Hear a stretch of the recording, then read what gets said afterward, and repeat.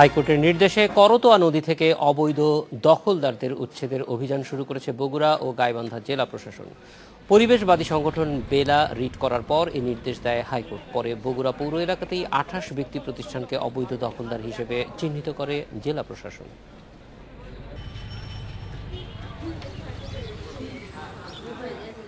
৮০ দশকের শেষ দিকে গাইবান্ধার খুলশীতে স্লুইস গেট নির্মাণ করে পানি উন্নয়ন বোর্ড। এতে মরে যায় প্রাচীন এ নদীটি। আর এ সুযোগে নদী দখল করে স্থায়ী অস্থায়ী অবকাঠামো নির্মাণ করে প্রভাবশালীরা। পরে অবৈধ দখলদারদের উচ্ছেদে আন্দোলনের নামে নানা সামাজিক ও সাংস্কৃতিক সংগঠন। নদীটির স্বাভাবিক প্রবাহ ফিরে আনতে জুনে হাইকোর্টে রিট করে পরিবেশবাদী সংগঠন বেলা। পরে দখলদারদের উচ্ছেদের নির্দেশ দেয় হাইকোর্ট। আজকে প্রাথমিকভাবে আমি অভিযান শুরু করেছি এবং ৬টা প্রতিষ্ঠানকে অবৈধ দখলমুক্ত করা হবে। আর আমাদের লিস্ট অনুযায়ী করতোয়া নদীতে যারা অবৈধ দখলদার আছে তাদেরকে উচ্ছেদ করা হবে এবং এই অভিযান অব্যাহত থাকবে। শুধু বগুড়া পৌর এলাকাতেই বেসরকারি উন্নয়ন সংস্থা ঠ্যাঙ্গামারা মহিলা সবুজ সংঘ সহ ২৮ ব্যক্তি ও প্রতিষ্ঠানকে দখলদার হিসেবে চিহ্নিত করেছে জেলা প্রশাসন। তবে গাইবান্ধা সহ অন্য এলাকায় কতজন দখলদার আছে তার হিসাব এখনো পাওয়া যায়নি। Hasibur Rahman Bilu, independent news, Bogura. এ বিষয়ে কথা বলতে আমাদের সঙ্গে যোগ দিচ্ছেন পরিবেশ অধিদপ্তরের রাজশাহী বিভাগের পরিচালক AKM মাসুদুজ্জামান। বিস্তারিত জানবো তার কাছে। স্বাগত মাসুদুজ্জামান। আমরা প্রথমেই জানতে চাই যে করতোয়া নদীর যতটুকু দখল হয়ে গেছে সেটি উদ্ধারের জন্য ইতিমধ্যেই হাইকোর্ট থেকে একটা নির্দেশনা দেয়া হয়েছে। এইটির আলোকে আসলে কি ধরনের পদক্ষেপ নেওয়া হচ্ছে এবং করতোয়া নদীকে যেটা বলা যায় যে প্রবাহমান একটা নদী ছিল সেটি গত ২০-২৫ বছরে আসলে খুব বেশি পানি প্রবাহ আমরা দেখি না, বরং এই দখলদারদেরই বেশি দাপট দেখা যাচ্ছে।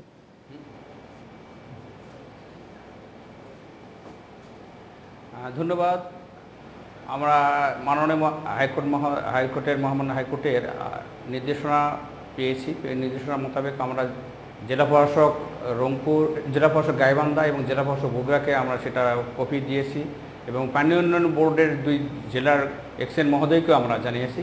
এই প্রেক্ষিতে ২ জেলার জেলা প্রশাসক মহোদয় এটার সিএস ম্যাপ অনুযায়ী একটা ডেমার্কেশন তৈরি করার জন্য কমিটি গঠন করে দিয়েছেন এবং অলরেডি বগুড়াতে উচ্ছেদ কার্যক্রম আজকে শুরু হয়েছে।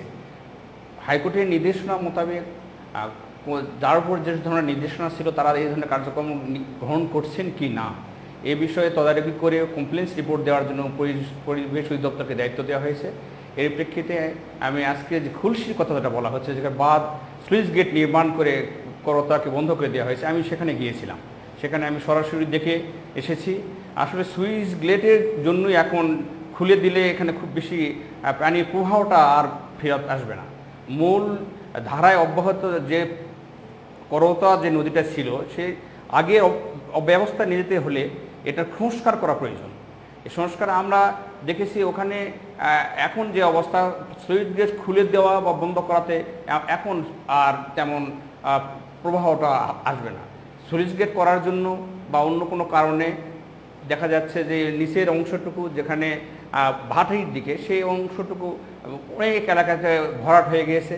এই সুযোগে ২ পাশের অধিবাসীরা তারা অনুপ্রবেশ করে বিভিন্ন ধরনের স্থাপনা তৈরি করেছেন, কেউ কৃষি জমি তৈরি করেছেন, অনেক জায়গাতে তার মূল প্রবাহ হয়নি। এখন শুধু স্লুইস গেট খুলে দিলেই এটা হবে না। আমার যেটা মনে হয়, আমার ব্যক্তিগত ধারণা, যে এটা সংস্কার করার দরকার। সংস্কার করে তাহলে মূল প্রবাহটা করতোয়ার মূল প্রবাহটা যে ফিরিয়ে নিয়ে আসা, তাহলে পরিবেশের জন্য এটা অনেকটা লাভবান হবে।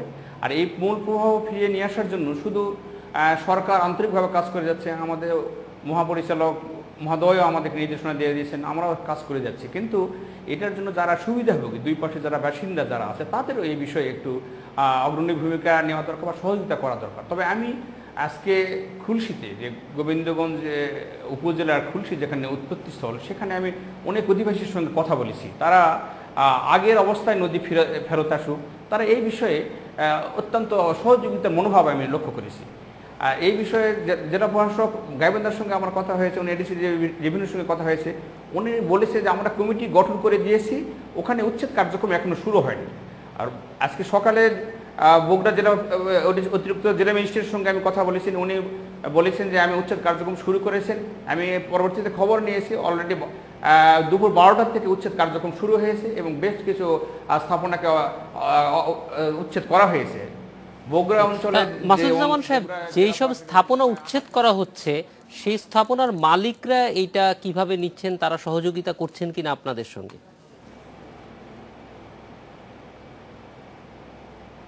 আজকে আমরা যে লক্ষ্য করেছি তেমন কোনো প্রতিরোধের সম্মুখীন আমরা হইনি। এদিকে আগে থেকে আমরা নোটিশ, জেলা প্রশাসনের পক্ষ থেকে নোটিশ দিয়ে সতর্ক করা ছিল, তারা এই বিষয়টা জানতো যে কোনো মুহূর্তে হয়তো উচ্ছেদ কার্যক্রম নেওয়া হবে। আজকে নেওয়া হয়েছে।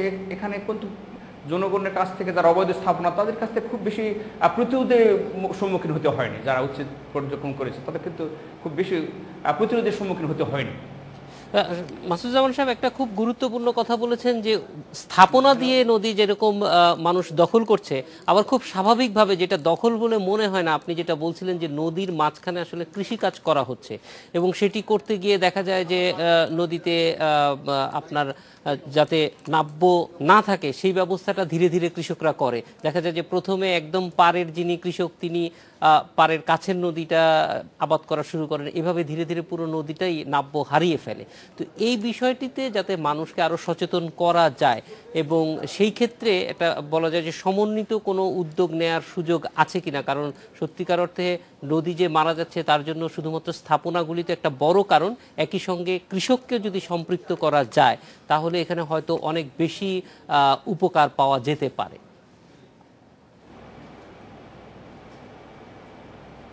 এই বিষয়ে আমি ওখানকার যারা এখন স্থাপনাতে যারা আছে, দু একটা ঘর যারা আছে তাদেরকেও আমি জিজ্ঞেস করেছিলাম যে আমরা যে মূল নদীতে যদি আমরা সরকারের সহযোগিতায় সরকার যদি মূল নদীটা খনন করে বা সংস্কার করে, এতে তো আপনাদের অনেকের ক্ষতি হবে।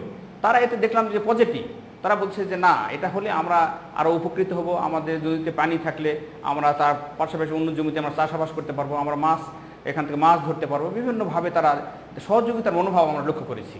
দুই একজনের জন্য তো হয়তো তারা ক্ষতি বেশি হলে তারা হয়তো প্রতিরোধ করতে চায় বা এটা চাবে না, কিন্তু অধিকাংশ লোকের কাছে আমি অনেকের সঙ্গে কথা বলেছি, তারা বলছে যে না, এটা মূল নদীতে ফেরত আসুক, সরকার সংস্কার করুক, আপনারা সহযোগিতা করেন।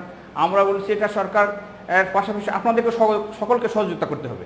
আমরা একটা নদী সরকার সংস্কার করে ফেললো, আপনার দুই পাশে যারা অধিবাসী আছেন তারা এখানে আবার বিভিন্ন ধরনের ওয়েস্ট ফেলে, আবর্জনা ফেলে নদীকে দূষণ করলেন, তাহলে তো আর এটা সরকারের উদ্দেশ্য বা আপনাদের উদ্দেশ্য সফল হবে না। তারা এতে আমরা চিন্তা করলাম যে সকল স্তরের লোককে নিয়ে যদি এটা মোটিভেশন করা যায় তাহলে এটা অবশ্যই করা সম্ভব।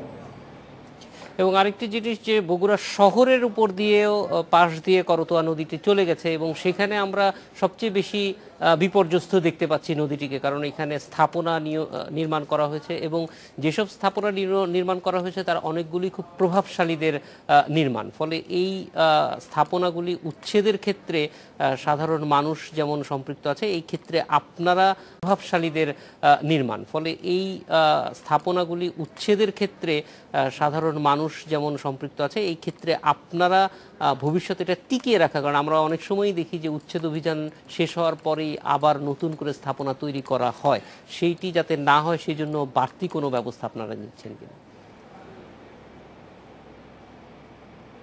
না, এটা সবসময় আসলে অনেক সময় আপনারা যারা সাংবাদিক আছেন, প্রিন্ট এবং ইলেকট্রনিক মিডিয়ার লোক আছেন যারা, তারা আমাদের সঙ্গে সহযোগিতা করলে, জেলা প্রশাসনের সঙ্গে সহযোগিতা করলে, আমরা যারা উচ্ছেদ করে ফেললাম, এটা আপনারা সকলেই যদি সহযোগিতা করেন, সকলেই যদি একত্রিত হন, তাহলে মনে হয় এরা আর আসতে পারবে না। আমরা এই বিষয়ে মোটিভেশন করবো, আমাদের মনিটরিং কার্যক্রম থাকবে, বারবার কেউ নতুনভাবে করতে গেলেই যেন আমরা ধরি, আমরা যেন একটা স্থাপনা তৈরি হলো তারপরে যদি যাই তাহলে তার কাজ হবে না। প্রথম অবস্থায় যখনই করতে আসবে তখনই আমরা যেন একে ধরতে যাই, এই ধরনের নির্দেশনা আমাদের মহাপরিচালক মহোদয় দিয়েছেন এবং আমরাও এটা চেষ্টা করে যাচ্ছি যাতে যে স্থাপনা একবার উচ্ছেদ হবে সেখানে আবার নতুন করে যেন কেউ স্থাপনা করতে না পারে। এই জন্য আপনার সকলের সহযোগিতার প্রয়োজন। এককভাবে জেলা প্রশাসনও পারবে না, পরিবেশ অধিদপ্তরও পারবে না, সকলের করা দরকার। জনাব মাসুদুজ্জামান, আপনাকে অনেক ধন্যবাদ আমাদের সঙ্গে যোগ দেওয়ার জন্য। এডিটর পিকে এবার বিরতি, ফিরছে একটু পর।